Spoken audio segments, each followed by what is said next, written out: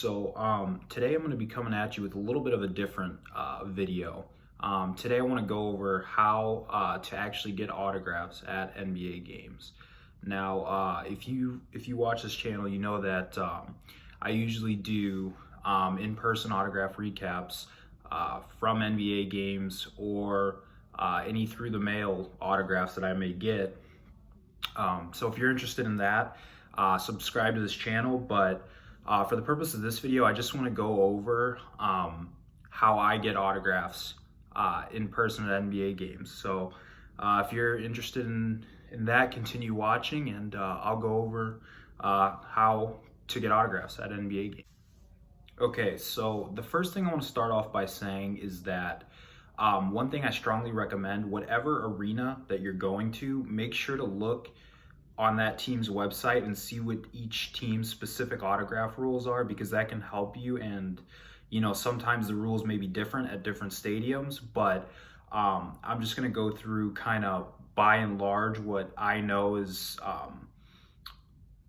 just based on the arenas that I've been to, the autograph protocol. And the first thing you're going to want to make sure that you have is a 100 level ticket. Now, those tickets are obviously a little bit more expensive, but there's a lot of stadiums that without 100 level tickets, you can't actually get in the spot that you need to get autographs. So you want to make sure that you have a 100 level ticket. I know some arenas, they may not require a 100 level ticket, like before, as long as it's before tip off, you can go and get autographs, but I know that a lot of stadiums do. So that's why I say make sure to check your team's website just to see what the specific autograph rules are. But that's the first thing, is that you want to make sure you have a 100 level ticket. And then once you have your 100 level ticket, or if your stadium doesn't require to have a 100 level ticket, the first thing you want to do is you want to go by the tunnel of whatever team you're trying to get autographs from. So if you are going for the visiting team, you're going to want to go to the visiting team's tunnel. And usually there will be between 2 and 4 places where, like, some arenas have like a back tunnel, and then others have like side tunnels, and I know that it's different at each arena. And it's kind of hard to explain, but once you go to the game, you'll know exactly what I'm talking about. And the tunnel's just where the players go, and it's like where they come to get on and off the court. And if you're confused about where the visiting and the home tunnels are, all you have to do is just ask the security guard by whatever tunnel if it's your first time at an arena. And usually they'll tell you if it's the visiting or the home tunnel, and you won't have any problems. So that's the first thing you want to do, is make sure you can get down to the tunnel, whether that's having a 100 level ticket or just your arena allowing you to do that before the game. And then you can go by the tunnel. Quick thing I want to clarify, I talked a lot about the tunnel, and it just kind of occurred to me, if you've never been to an NBA game before and gotten autographs, you probably don't know what the tunnel is. So basically I call it a tunnel, but essentially what it is, it's just where the players enter and leave the court. So during warm-ups, like, players will start off, like, say there's 2 players warming up on the court. They'll just be on the court warming up. And when they leave, it's just the place that they exit. So it's literally just like a corner of the stadium. So it's not, I guess it's not per se a tunnel, but I just, that's just the term that a lot of people use. So what I mean by tunnel is just the area where the players exit and enter the court. And it's where they come during game time as well, to where they enter the court before the game. So just thought I'd clear that up. Okay, now the second thing I want to tell you, and the second tip is, obviously, so now that you have to get to the tunnel. Now you might be asking, what time do you need to go to the tunnel? And you're going to want to be so when you get autographs is before the game during warm-ups.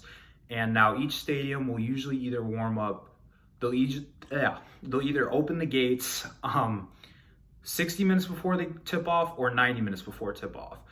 And whatever that is, make sure that you're at the stadium when the gates open so you can get down to the tunnel as quick as possible, because that's when you're going to want to get autographs. And like I said, you're gonna have to check your team's website because some teams open 60 minutes before tip-off, and then other teams do 90 minutes before tip-off. And usually the players will warm up till about 40 minutes before game time. And the way that it'll work is usually when you enter the stadium, there will be one or two players, maybe more, but well, usually one or two that are warming up on the visiting and the home team. And once they're done warming up is when they'll actually sign for you, or if they decide to sign for you. And once you'll know when players are about to stop warming up and come in, because the next round of players that are getting ready to warm up will come out and warm up. And another important thing to know is that not every player on each respective team warms up. So that's just another good thing. So like, for example, if you see like the Lakers, there's a good chance that LeBron's not going to warm up, or I can almost guarantee that he wouldn't warm up and definitely probably wouldn't sign. But that's another thing to know.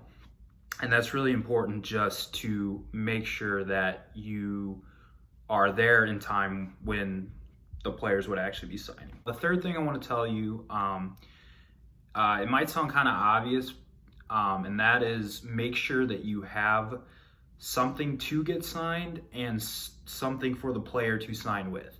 Now that might sound obvious, but I can't tell you how many games I've gone to and there will be people who don't have Sharpies, or they don't have anything to get signed, and they'll literally get like their phone case signed or something like that. These players, most of the time they don't bring Sharpies on them. They're just finishing warm-ups. So you're gonna want to bring a Sharpie, and odds are that there will be other people there with Sharpies, but I can definitely say it's kind of annoying when somebody has to borrow your Sharpie. So just make sure that you come prepared. I mean, if you want to get autographs, make sure that you have what you need to obviously get autographs. So that's another thing, is just make sure you're prepared and have stuff for the players to sign and sign with. So I hope you guys found this video useful. Like I said, if you're new to this channel, basically what I'm going to be doing a lot of is in-person autograph recaps from NBA games, and also any through-the-mail autographs I might get. So if you're interested in that, make sure to subscribe to this channel. And like I said, if you're interested in some of the autographs that I've gotten at NBA games, I have IP recaps, in-person recaps from some of the games I've went to, so feel free to check those out, and thank you guys for watching.